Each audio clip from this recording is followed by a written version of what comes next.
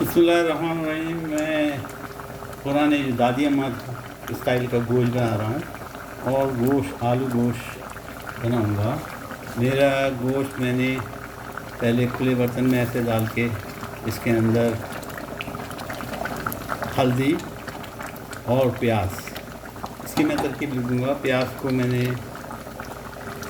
Chopper में चला लिया था ताकि बारीक प्याज जल्दी घुल जाती है, इसलिए जला लिया था। और हल्दी डाल दी है और दोनों चीज़ डाल के इसमें, और टमाटरों को भी कूट के यानी चॉपर में चला के डाल दिया। और मसाला मैंने इसका अलग तैयार किया है। वो मसाला जिस तरह सिलबत्ते पे पीसते हैं, आज के ज़माने में सिलबत्ते पे हम लोग नहीं पीसते, या तो हमाम दस्ते में पीस सकते हैं या फिर चॉपर में। तो मैंने शॉर्टकट मारा, चॉपर में पीसा है, वो आपको दिखाता हूँ।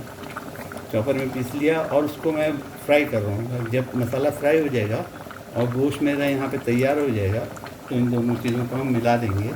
और ये ही आसान तरीका है कि हम गोश्त को अच्छी तरह दादी अम्मा के स्टाइल में पकाएं, पुरानी टाइप पे पकाएं।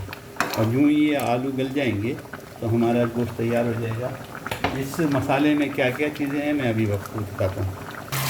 दादी अम्मा हमारे जो बुजुर्ग लोग थे पहले, वो लोग सिलबत्ते पे ये मसाला पीसा करते थे। मैंने सिलबत्ते के अलावा अपने ग्राइंडर के इस प्याले में इनको पीसा है। इसमें है मिर्चें, हल्दी, जीरा, साबित धनिया, अदरक, लहसुन, तमाम मसाले। और इसको मैंने अलग से फ्राई कर लिया है। ये मसाले तमाम मैं लिख दूँगा अपनी रेसिपी में, फ्राई कर दूँगा।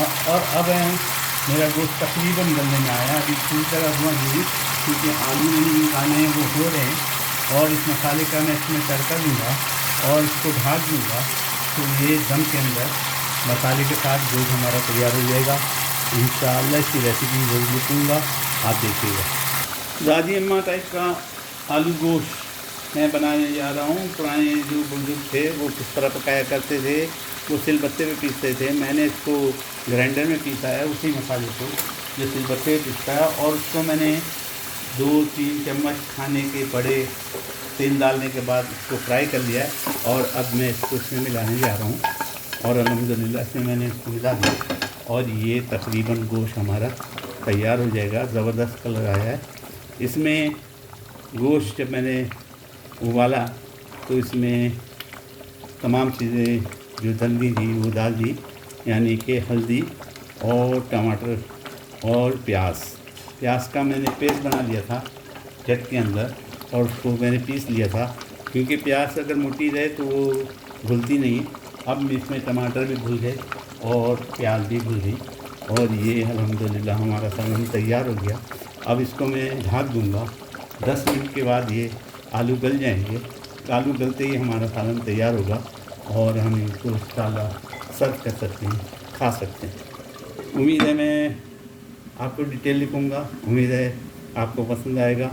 उम्मीद है आप है ना अच्छी तरह मेरी रेसिपी पढ़ लेंगे तो आपको सारी चीज़ों में पता चल जाएगा।